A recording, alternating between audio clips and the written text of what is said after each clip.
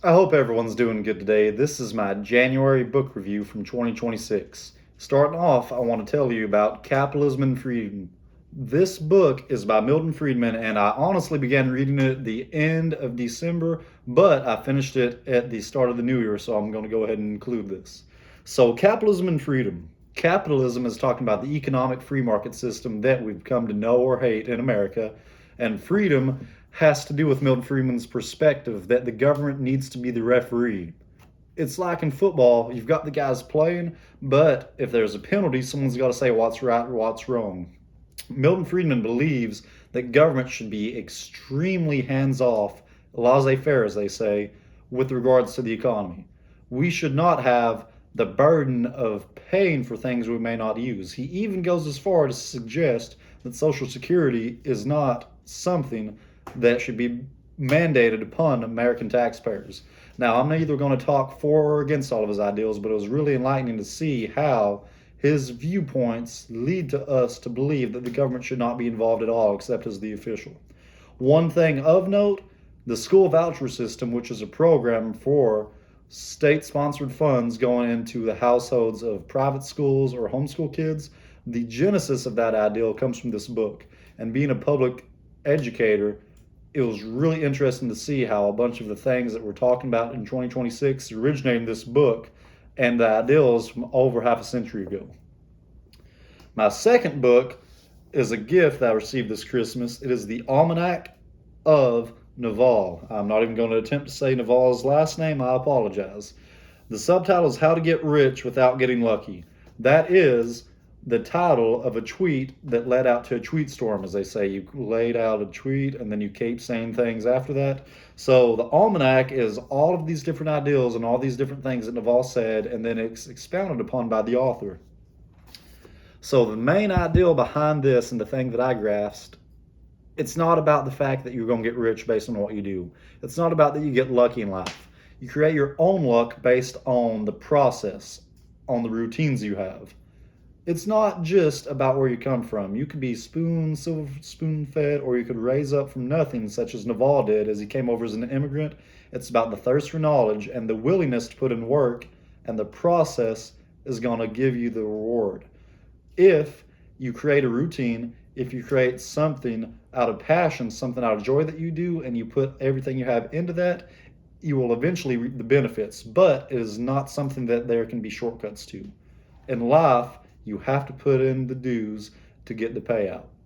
The third book I read is kind of an outlier in comparison to everything else. It is from the great author Mark Twain, The Adventures of Tom Sawyer. I read this book because I realized I was doing myself a disservice to be familiar with Mark Twain, but I have never read anything he wrote. Huckleberry Finn is on my shelf. I hope to get to that later this month, but I wanted to start off with the lighter original Tom Sawyer, which is a children's book per se, and the fact that it goes through the adventures of Tom, which is a child. So this was a different perspective, seeing the world from a lens that is not as knowledgeable, being stuck in his small hometown in the post-Civil War America. It was really cool to see how all of the, I don't want to say superstitions, but how all the ideals of a child can manifest into these crazy adventures because the lens on life is different from what we're used to as adults and in our modern world. The fourth book I read is The Psychology of Money. I do not have that book available. It was lended to me, but it was a fantastic read, and it has a lot of similarities to the Almanac of Naval. So, people aren't always logical with money. The impact of a feeling is better than data. The psychology of money does not mean that you're going to go buy a stock based on what is trending, what has the best revenue stream. It might be because you like cars. You like a certain team in sports, so you might place a bet. People in business do not think with all the data in front of them, they think on their feelings.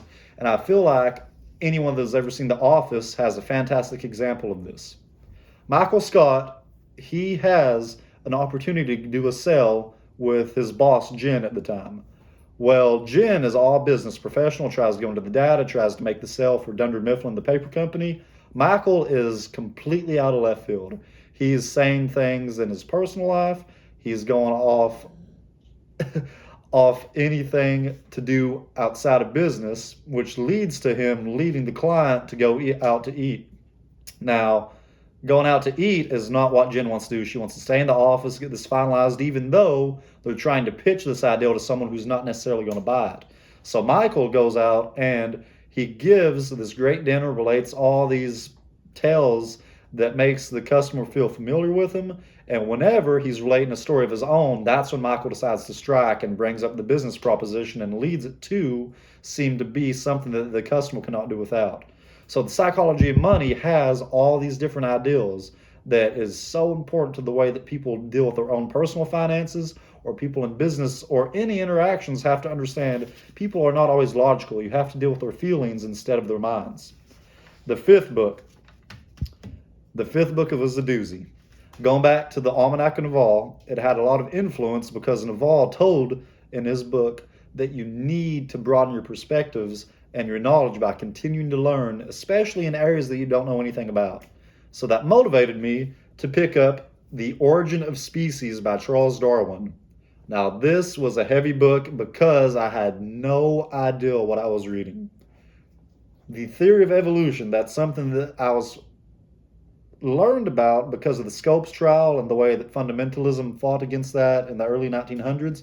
But Darwin's actual book is not advocating for the evolution that we see in the textbooks that you teach kids. The Origin of Species is talking about natural selections, the adaptability, the survival of the fittest. So I akin it in another football example. You can be an offensive lineman, the strongest guy on the field. You have the best weights, the best max in the weight room. You go out on the field, and all that strength means nothing if the guy you're facing is fast and can just go around you. The species we see in the book, whether it's plants, animals, it's not about being the strongest. It's about being the most adaptable. The birds on the Galapagos Islands, they have their beaks transformed over a period of time to what that island demands. The different crossbreeds of dogs, they adapt on their environment. The origin of species does not mean that species is going to stay the same. Things change. Humans change, plants change. All of life changes to be adaptable. The people that survive, the animals and plants that survive, it is because they're able to adapt. And I akin that to the modern world we have with all the devices and technology. People are successful with adapting to what is laid out in front of them. The new AI, the new social media, all the things that old heads are terrified of, you have to learn to use it to your advantage, or else the times will leave you in the dust. The sixth book I read was very emotional. Tuesdays with Morrie. An old man, a young man, and life's greatest lesson. Morrie has ALS, Stephen Hawking's disease, which is going to immobilize him and make his body lose control of its functions. The author, this man named Mitch, used to have Morrie as a professor in college. Well, Mitch had all these goals, these ambitions, what he was going to do in life. Well, reality hits everyone in the face, doesn't it? You start paying bills, you've got the reality of where you're going to live at, family's not always great. Mitch is going through the rat race. He's running in place, basically. He sees on TV one night his old professor Morrie, and he is on his deathbed. Mitch goes up to pay a visit to him. That leads to Mitch finding out that there is more to life than just the dotted line on a paycheck. Morrie has found purpose. He's still motivated, even though he knows he's going to be dead within months. Mitch starts spending every Tuesday with Morrie, and he discovers that the meaning to life is not what society makes it out to be. It's about the relationships you have with people. It's about finding meaning in your work and your purpose. And if your work is devoid of that, then you're never going to be satisfied. I'd recommend this book for anyone. I finished it in a couple days, but it is very worthwhile. The last book I picked up, Crime and Punishment by Fyodor Dostoevsky. And I know I just butchered his last name. This is a psychological madman.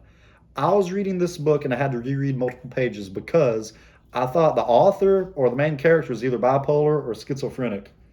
The story of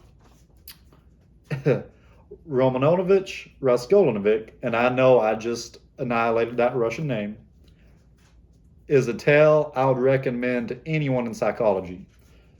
Seeing our protagonist, if you can call him that, go through with a double homicide, even though that wasn't his intention, and then justify it through different means, in the slums of Russia was quite a tale. That book is a classic that has twists and turns. It has you sitting there wondering the motivations behind people, but it's so real because all these folks in the 1800s in Russia were living a destitute life or a rich life, and the review point was skewed because of that.